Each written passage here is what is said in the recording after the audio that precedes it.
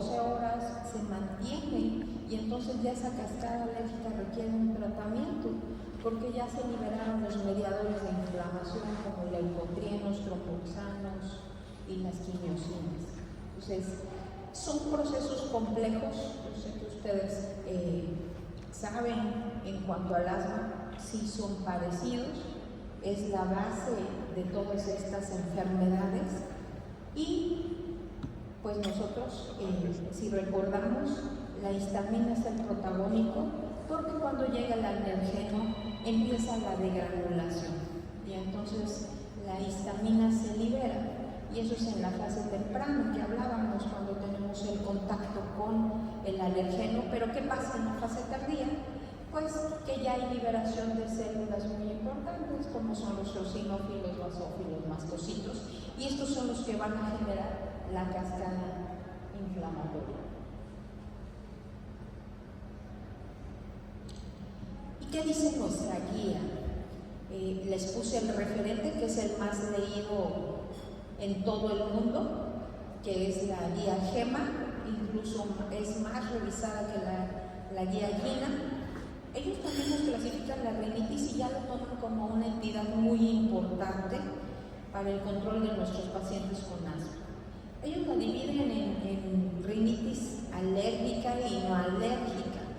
Y como pueden ver, hay muchas entidades de la rinitis y ellos la clasifican de acuerdo a la gravedad, si es persistente, es estacional, ocupacional, pero también existe la no alérgica. ¿Cuántos pacientes con rinitis vasomotora nos llegan?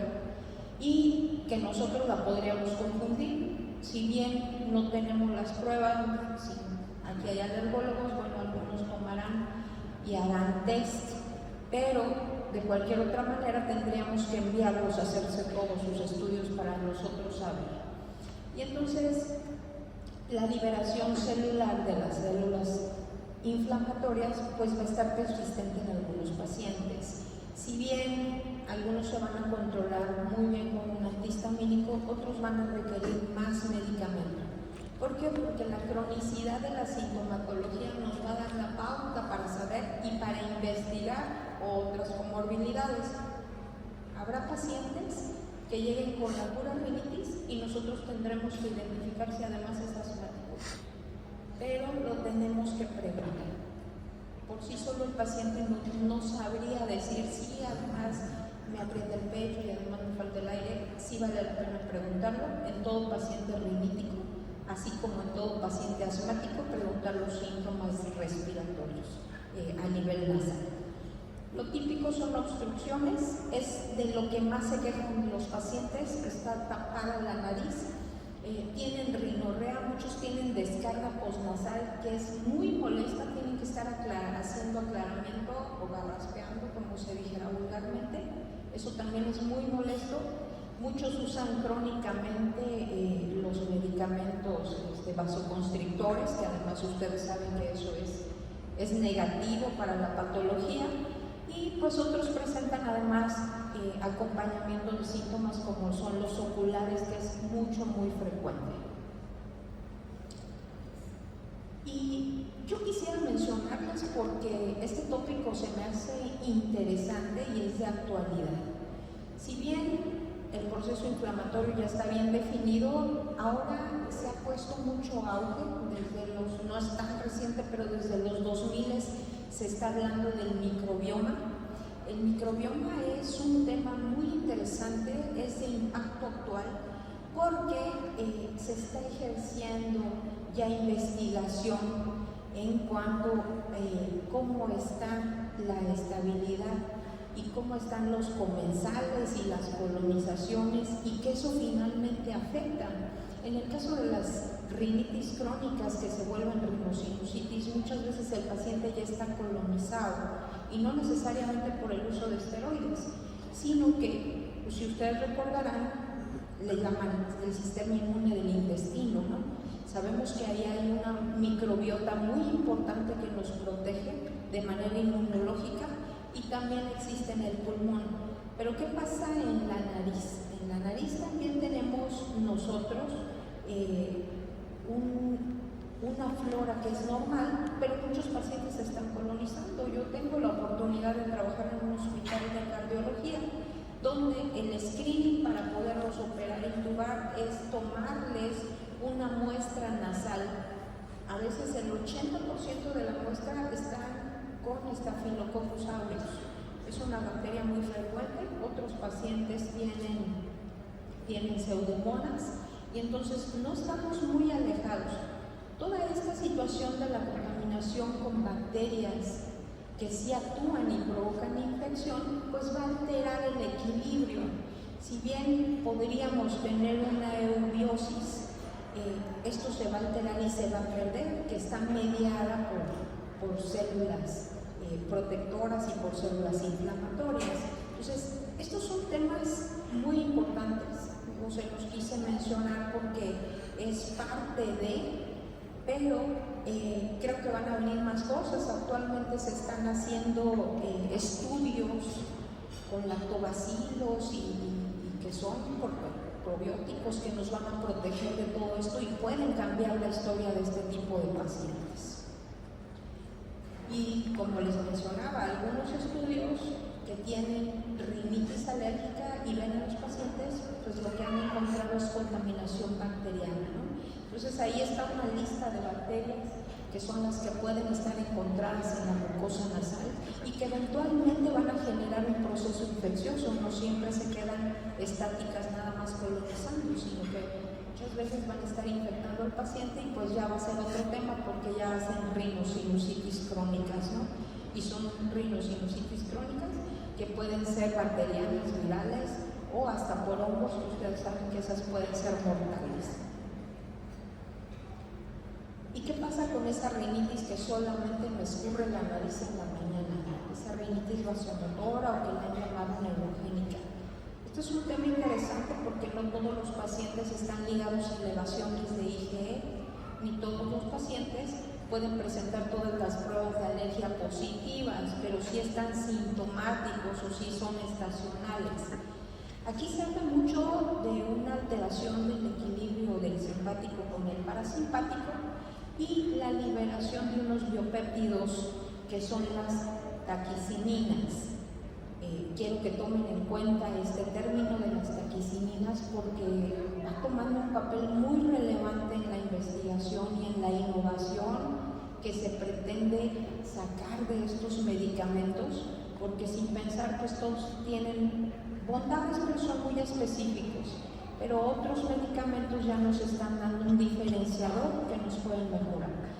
Y estas taquicininas actúan que cuando se pierde el equilibrio, están generando en las glándulas mucosas la secreción que viene, que es la acuosa que tiene el paciente, se traduce en lo clínico, pero también actúan en el músculo liso generando vasoconstricción, que lo vemos muy frecuentemente. Digo, no está alejado de que los pacientes riníticos y que además tienen asma estén generando todo esto porque todo está conectado. Entonces, son pautas muy interesantes. En el epitelio bronquial también generan cambios, y esta pérdida de equilibrio que tiene el rinítico, pues son situaciones que nosotros tenemos que tomar en consideración. ¿Y qué papel juega la histamina? Realmente la histamina pues es el protagonista, es el que va a generar toda la cascada y va a deteriorar el estado clínico del paciente, ¿no? Porque cada que el paciente se exponga a una situación alergénica, va a liberar todos estos, el mastocito va a degranular, y entonces se va a venir toda la cascada inflamatoria que comentamos previamente. Y pues sabemos que la histamina es producida por una histidina y va a generar reacciones muy importantes al organismo. Como ustedes recordarán, no vamos a mencionar todas las situaciones, pero están en todo el cuerpo.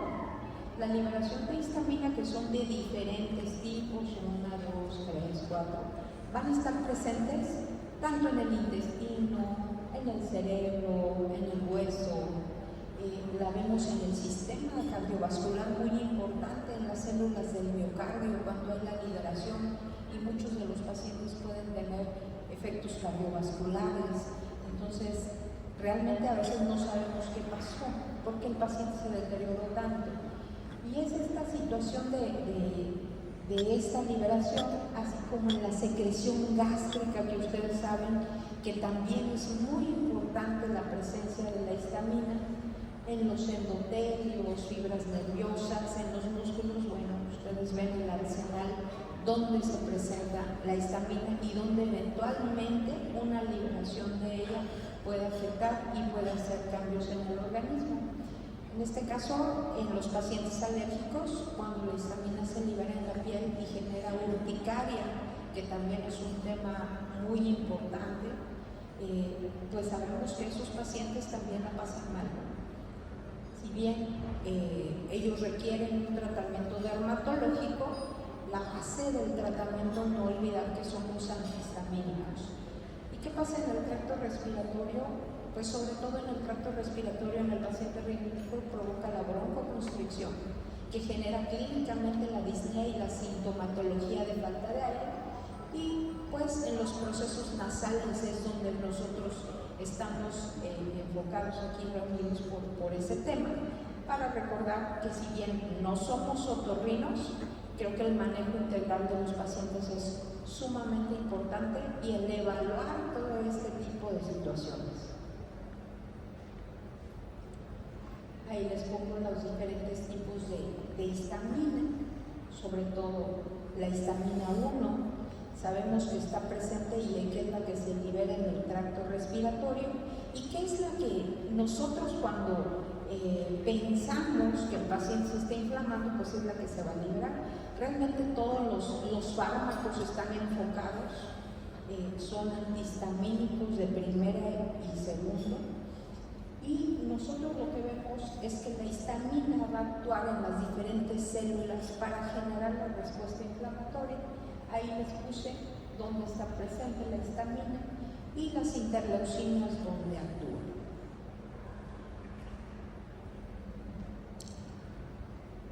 Y entonces, ¿qué nos dice la guía? Cuando nosotros consultamos GEMA y nosotros revisamos cómo está la situación, qué tratamientos nos da el algoritmo, pues vemos que son varios. Si bien ya tenemos un arsenal de medicamentos, sabemos que el tratamiento más importante pues es saber si el paciente es alérgico o no. ¿En qué momento le vamos a dar un antihistamínico y cuál antihistamínico? Tenemos muchos antihistamínicos en el mercado, pero algunos son más antiguos, otros son más sofisticados y otros, aunque son nuevos, no nos van a dar el plus o son sedantes.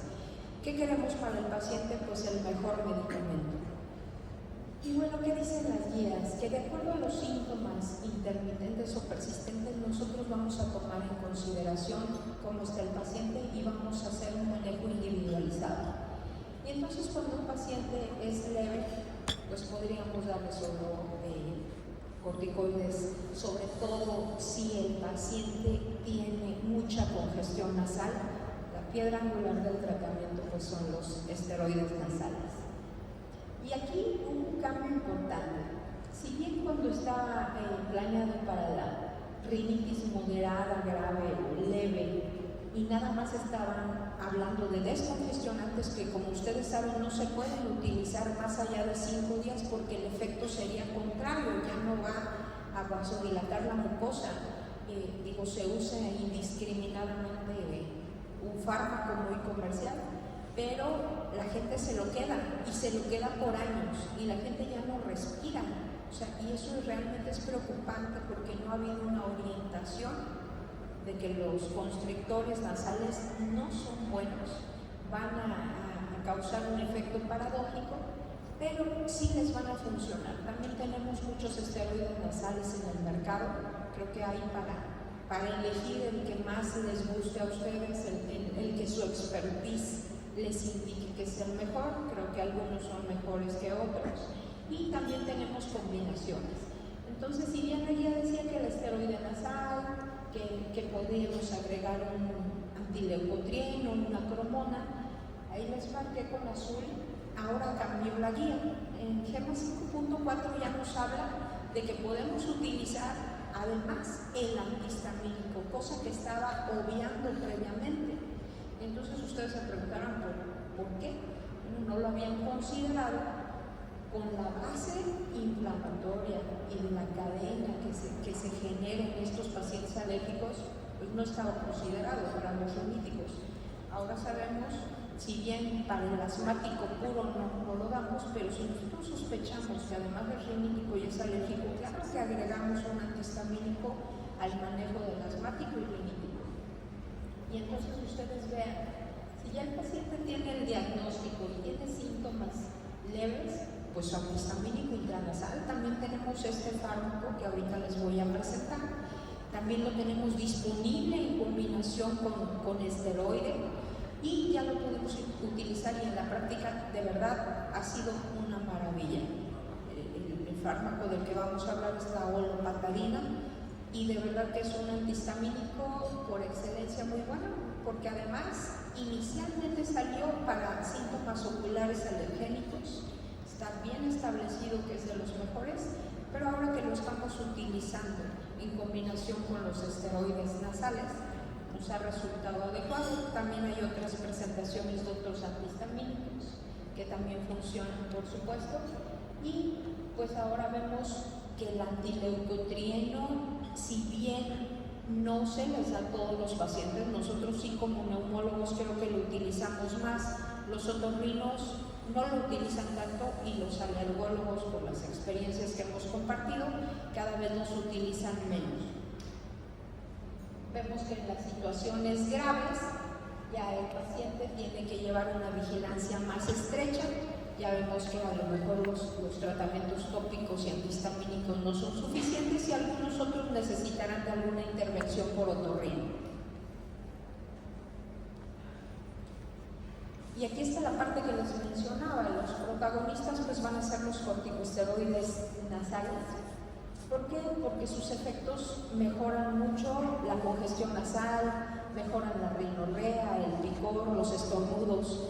Entonces, si ustedes ven, son el mejor medicamento que está rankeado, es por eso que se usa mucho, pero también hay un uso indiscriminado.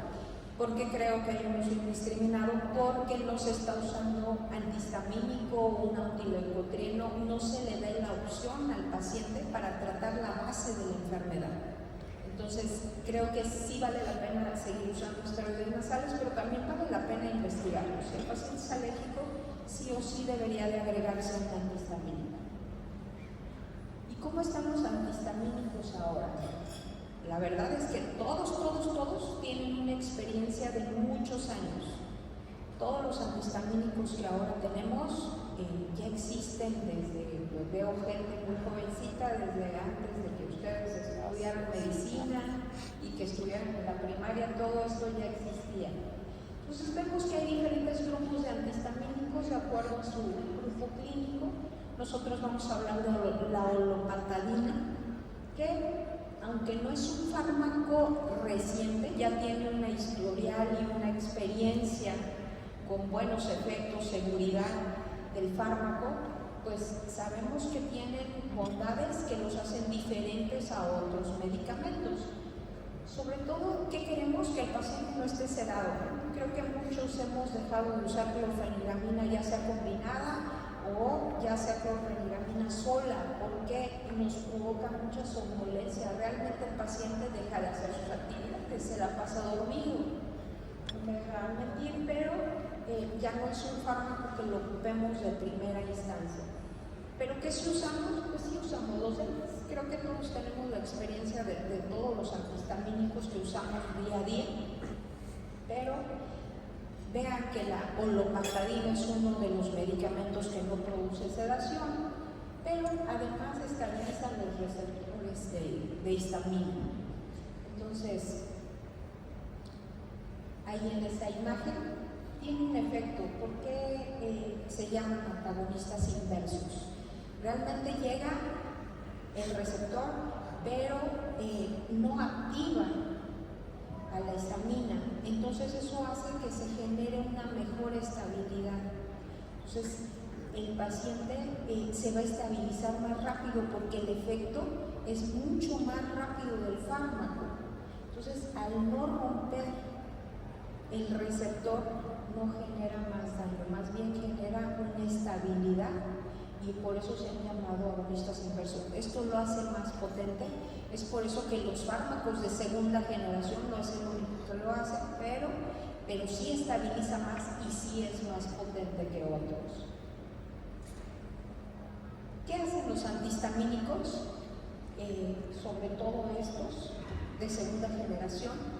Bueno, estos fármacos tienen la acción inversa, que ya les acabo de mencionar, hace que compita con receptores y además reduce más rápido la sintomatología. Estamos viendo que cuando el paciente ya lleva un tratamiento, y sí, en la práctica clínica ustedes lo van a ver cuando tengan la oportunidad de utilizarlo, es un fármaco que el paciente te dice: me siento muy bien.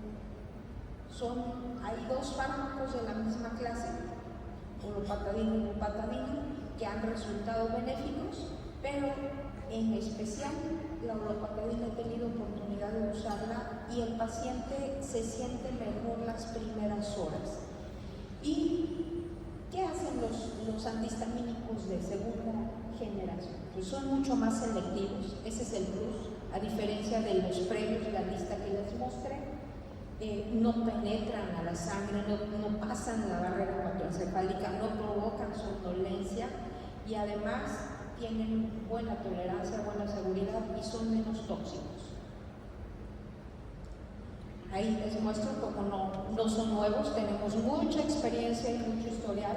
Realmente la primera generación salió desde los 70 y pues ahí vemos los fármacos que se usaban antes, tanto en jarabes como en tabletitas, y vemos en los 80s el boom de la loratadina, que ahora se vende sola en los simis y la encuentran como sea, que yo sí comparto, pero no me gusta que le bajen de calidad a los fármacos, y ahora nos venden cada vez más el paracetamol y otros como esos antihistamínicos, ya sin una vigilancia sanitaria correcta.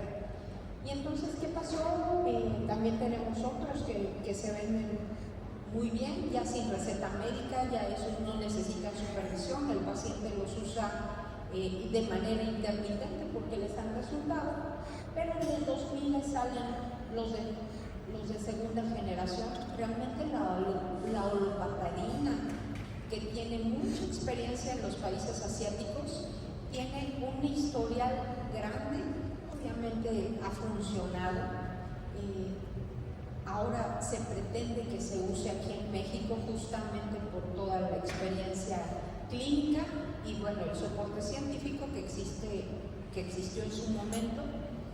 Y bueno, es un fármaco que además, si bien está utilizado para muchas de las patologías, los que tienen soporte mucho más importante a nivel científico pues es sobre todo las rinitis, las urticarias y también en los alergias oculares. Son los pacientes que más tienen el beneficio porque son el soporte más importante que tiene la olopatadina. Sin embargo, muchas veces también lo están utilizando, está descrito en otras patologías, pero no va a tener la misma efectividad porque sinusitis, pólipos, como ustedes saben, el tema de pólipos ya es un tema mucho más grave, que a veces requiere intervención quirúrgica o intervención con biológico y realmente nos vamos a quedar cortos, ¿no? Ese sí es un tema del otorrino. ¿Qué características? Perdón, pero es que está choquito. ¿Qué características tenemos? Pues lo resumimos aquí. Su actividad antialérgica, que es muy aditiva, no tiene interacciones clínicas, no tiene interacciones con otros fármacos. Eso es muy importante porque además no utiliza tanto el metabolismo del citocromo. Pero algo que es un plus es que es un bloqueador potente y selectivo.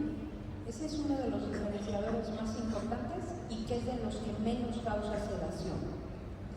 Entonces, olopatadina, que viene en tabletas y su posología es cada 12 horas, vemos que es un antagonista muy importante, con alta afinidad por el receptor, que además sí está autorizado desde los niños, algunos antihistamínicos, o creo que la mayoría sí se pueden administrar, pero no en menores de 2 años. No hay estudios clínicos que estén permitidos hacer en niños bebés, ¿no?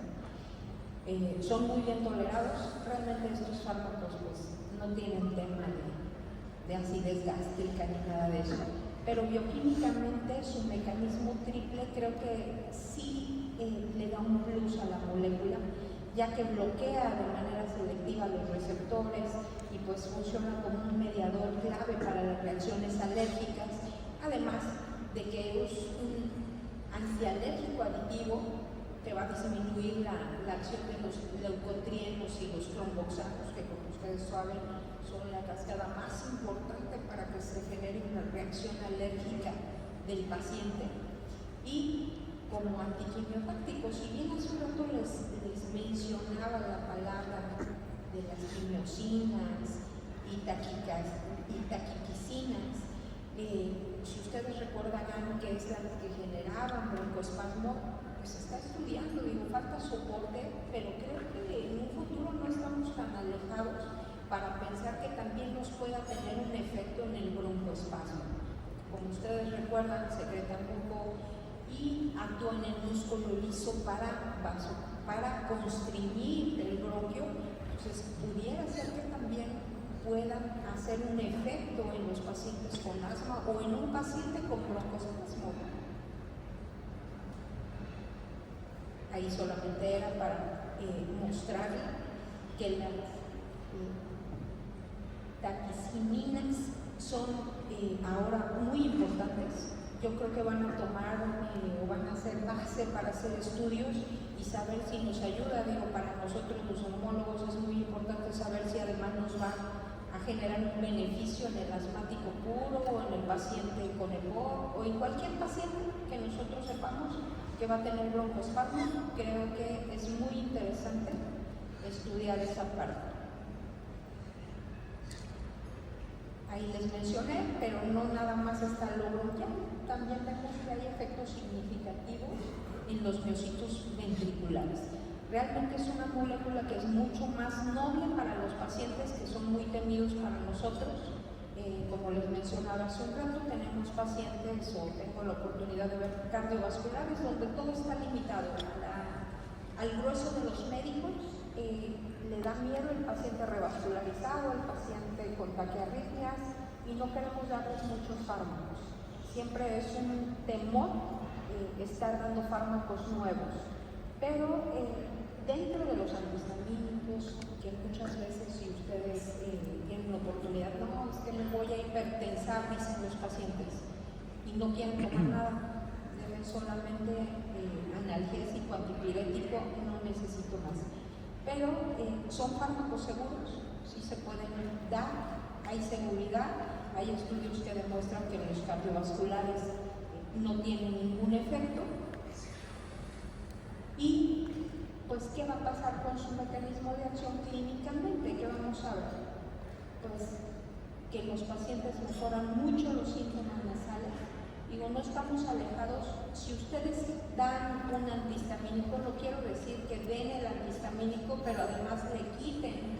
No siempre se va a poder, el tratamiento es individualizado de cada paciente, pero si el paciente mejora con el antihistamínico oral, muy probablemente lo tenga que llevar un tiempo, 3 meses, y si lo requiriera más, lo pueden utilizar más tiempo. El esteroide nasal tendrá sus limitaciones y sus consecuencias. También se puede utilizar el antihistamínico nasal con el corticoide nasal y creo que puede ser muy benéfico para el paciente. Es un medicamento potente que disminuye los síntomas también extranasales de la rinitis. Habrá muchos pacientes que lleguen además con urticaria, con síntomas oculares, y también se van a ver beneficiados, ¿no? Es la base de un tratamiento, pero no es la única, no, creo que no sería una monoterapia, ¿no? Y pues sobre todo disminuir y prevenir la inflamación asociada, sobre todo estos síntomas de nariz tapada, la garraspera, estar aclarando la garganta, que es muy molesto, y mejorar la calidad de vida, ¿no? Estas exacerbaciones nasales pueden ser gravísimas. He tenido pacientes que los han operado, que además ya les quitaron los pólipos, que además están con tratamiento, y cuando tienen una crisis aguda, porque también existen dermatitis alérgica, es catastrófico. La gente siente que se ahoga, de verdad es muy molesto, que como si les estuvieran tapando la nariz. No respiran por la boca reseca, y creo que es terrible, pero no están bien medicados. Muchos dejaron el antihistamínico, muchos solamente están con el corticoide nasal. El efecto no sedante también es muy importante. Creo que es el plus que todos queremos. Nadie quiere que el paciente se duerma porque además maneja, porque además trabaja en la computadora. Y nosotros queremos una posología cómoda. La mayoría de los antihistamínicos es de cada 12 horas. Creo que tenemos que alcanzar la dosis terapéutica. Si bien podemos jugar con las dosis, y esto dependerá del expertise de cada médico, creo que vale la pena sí dar la dosis terapéutica que es normal.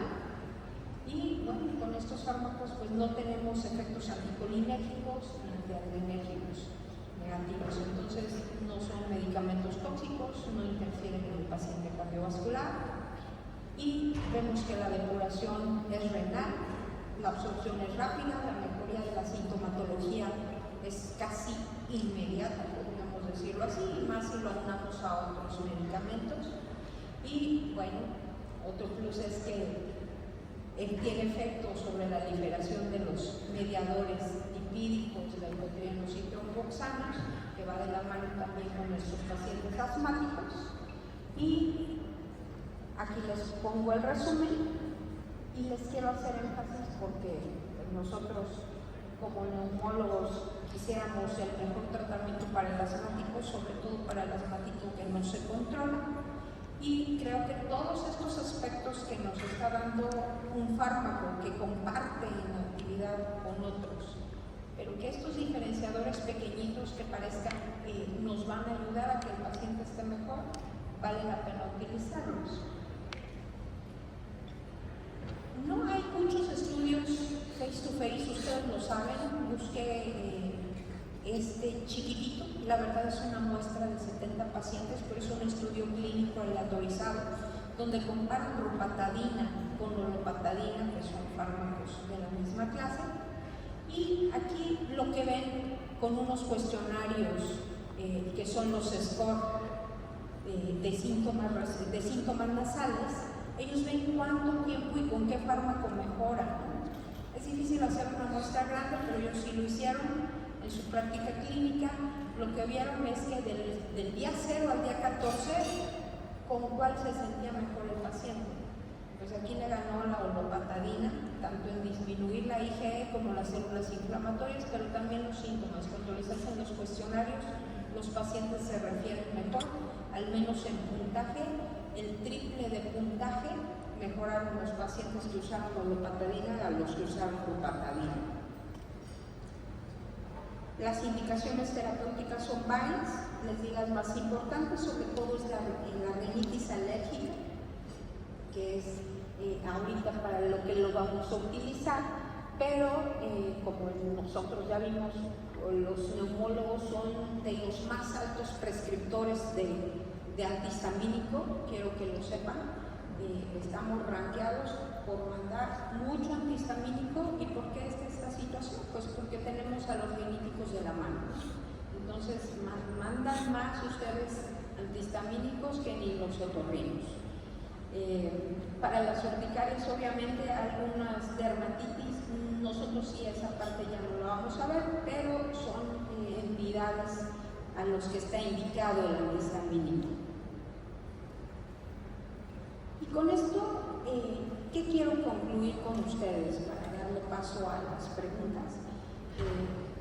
Pues quiero decirles que los pacientes no tienen una patología única, ustedes lo saben, entre más grandes pues ya no vemos un paciente tan sano, vemos un paciente con comorbilidades, con muchas patologías que hay que cuidar para prescribirle fármacos, hay que ser cuidadosos en las interacciones médicas, pero sí creo que el paciente asmático sí o sí tienen que investigar si tiene además rinitis, ya sea rinitis aguda o sea rinitis crónica, y sí la tienen que tratar. Creo yo que este fármaco, como es la olopatadina, es un medicamento que, aunque ya tiene experiencia de mucho tiempo, es innovador, es de segunda generación, no provoca somnolencia, está bien establecida su participación en la rinitis alérgica y además por el triple mecanismo de acción que tiene, interferir con los mediadores inflamatorios, ser tan selectivo, intervenir con leucotrienos y tromboxanos, la regulación que tiene, creo que vale la pena evaluar todos estos aspectos y darle el histamínico que ustedes requieran, pero sí vale la pena toda esta información para tener el soporte y ustedes tomen las mejores decisiones. Además, siempre buscamos que el paciente tenga calidad de vida, buscamos que tenga un alivio de la sintomatología, digo, por eso van con nosotros la parte privada. Es muy importante que nosotros seamos los más eficientes, y ahora que tenemos un arsenal de medicamentos con los que podemos mejorar a nuestro paciente, creo que tenemos de dónde escoger, ya no está limitado. Nos tocó antaño, soy de la época donde ya solo había salbutamol y pues lo que hubiera de antihistamínico. Ahora estamos de lujo, tenemos de todo. Para todas las enfermedades, solamente vale la pena conocer los aspectos para tomar las mejores decisiones. Pues aquí concluyo la plática y les agradezco muchísimo su atención.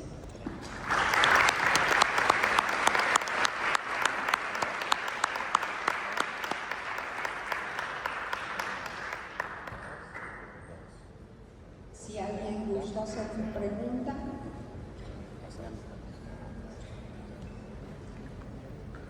¿Quién levanta la mano? ¿Cuántos de ustedes ven asma y que además tengan rinitis?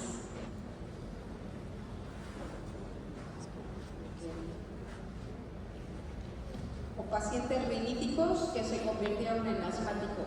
El doctor tiene una pregunta.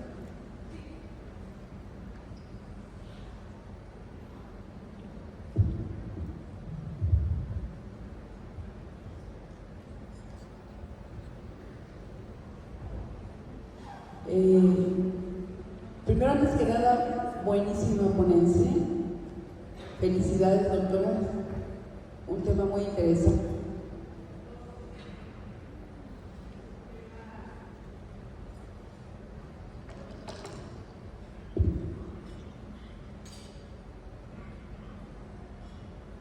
No se escucha. Otro micrófono, por favor. Hola, hola.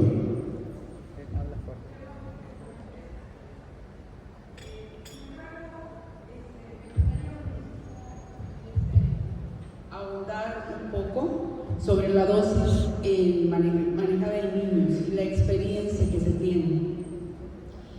Sí, doctora. La dosis terapéutica son 5 miligramos cada 12 horas. En niños es calculada por kilo, son 3 miligramos por kilo. Y se puede administrar con seguridad. Esa es la dosis.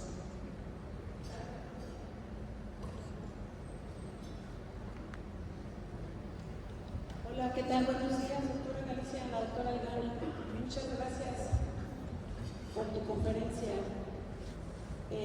La pregunta es súper importante que nos transmitas en tu experiencia el tiempo del manejo, porque de repente un día, 2 días, y lo que es la liberación de histamina, todo la trayectoria de inflamación, y eso, ¿cómo es debido la indicación plasmada en la receta? Porque de repente pues no se alivió el paciente, luego porque se lo dio los 2 días, 3 días, y luego regresan más complicados o ya con otra comorbilidad. Entonces creo que por ahí podría ser muy importante Sí, doctora, gracias. Efectivamente, los tratamientos tan pequeñitos, creo que sí le vamos a quedar a deber al paciente. Si bien la situación es revisarlo y ver y ajustarle el tratamiento, el antihistamínico al menos valdría la pena dejarlo 3 meses para que el paciente tenga una buena estabilidad, y con lo que sí podríamos jugar sería con los intranasales, que pueden ser corticoides puros, o si el paciente no mejora, puede dársele un combinado que puede ser un corticoide nasal con un antihistamínico nasal, que en el mercado tenemos 2 disponibles, uno con este fármaco y el otro creo que tiene celastina. Entonces, con esos podríamos jugar, pero vale la pena una estabilidad, darlo 3 meses. Esa es la experiencia. Sí. Buenos días, doctora. Buen día. Una duda que tengo es, pacientes los que están contraindicados los antihistamínicos, específicamente yo tengo muchos pacientes en que estoy tentado a dar antihistamínicos, pero que tienen miastenia gravis, ahí se pueden dar. Sí, doctor. Sí se pueden dar. Gracias. La verdad es que un paciente puede tener miastenia gravis, pero no interfiere. Este fármaco, su actuar es diferente, se puede dar con seguridad. Yo sé que hay algunos antihistamínicos que están específicos y los promueven para hipertensos y así, pero en el caso de una patología como esa, no hay ninguna contraindicación.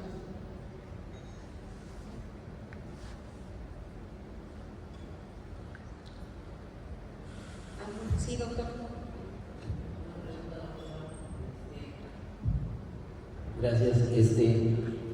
¿Qué experiencia tienes con este tipo de cuadros, pero evitar los alimentos histamino-liberadores?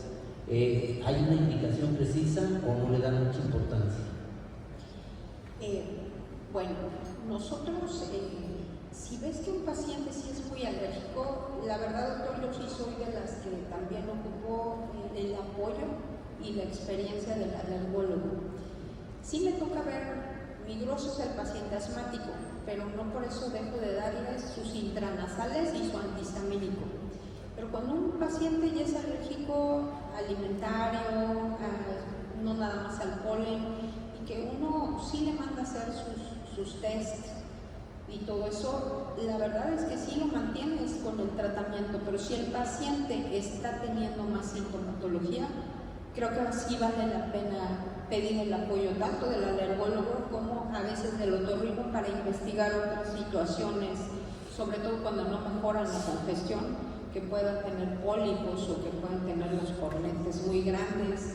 Entonces, no es tan simple, hablamos de la práctica habitual y que con seguridad podemos recetar un antihistamínico y un intranasal, ya sea combinado o puro esteroide. Pero cuando la cosa se está complicando y el paciente no mejora, porque algunos pacientes son prácticamente alérgicos a la vida, ¿no? A alimentos, a polvos y a todo, no es tan fácil, no es tan sencillo. Ahí vamos a necesitar al alergólogo sus inmunoterapias y que verifiquen que todo aquí no haya una situación mecánica. Es lo que yo hago ahorita. Gracias, Victoria.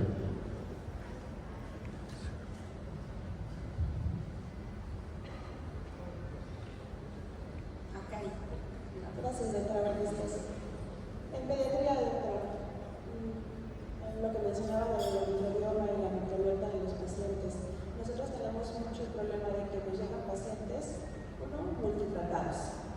El típico paciente que ya fue similares, que ya fue con el médico general, y si bien le va, le recetamos aspirina porque le dio la garganta roja y dijo que era faringitis, y que los mocos eran porque estaba con una infección. Si bien le va. Si cayó alguno de esos médicos podólogos, ya les envió su reacción con dexametasona. Entonces, en ese tipo de pacientes que nosotros identificamos que tienen rinitis, que sabemos que es un proceso inflamatorio, ¿en qué momento sí es conveniente darle antibióticos? En el niego de darles antibióticos porque sí, y sobre todo para calmar a las mamás, eso me parece absurdo y me parece fuera de lugar. Pero de repente sí te queda la duda así de, ya lleva mucho tiempo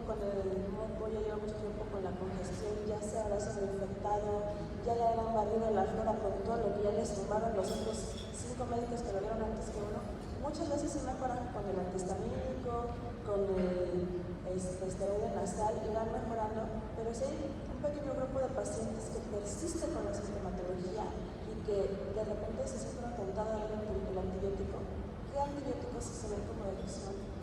Las dosis específicamente en cirugías, ¿cuál es como un buen esquema de tratamiento para no darle 5 días, 7 días y que vuelva a recaer?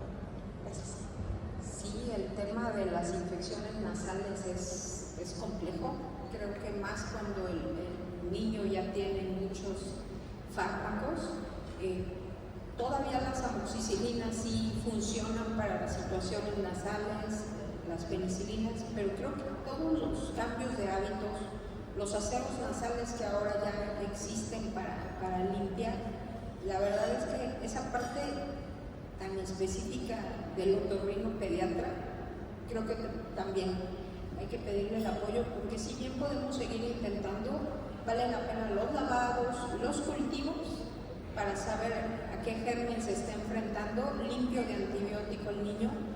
Y sí, digo, la base del tratamiento pues seguirá siendo su antihistamínico y los fármacos que el bebé requiera. Digo, aquí hay más pediatra, yo soy de adultos, pero sí creo que en muchos niños con infecciones recurrentes, que no se ha detectado bien la alergia, porque a veces van al kinder y es un árbol el que les provoca y están con sinusitis de repetición. Creo que vale la pena y la identificación precisa, hacer todos estos paneles alergénicos, hacer los cultivos nasales para finiquitar cómo está la situación. Gracias, doctora.